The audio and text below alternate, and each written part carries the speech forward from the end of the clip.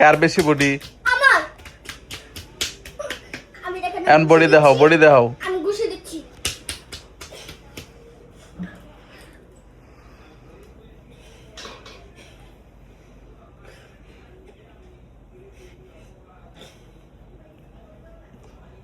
হয়েছে।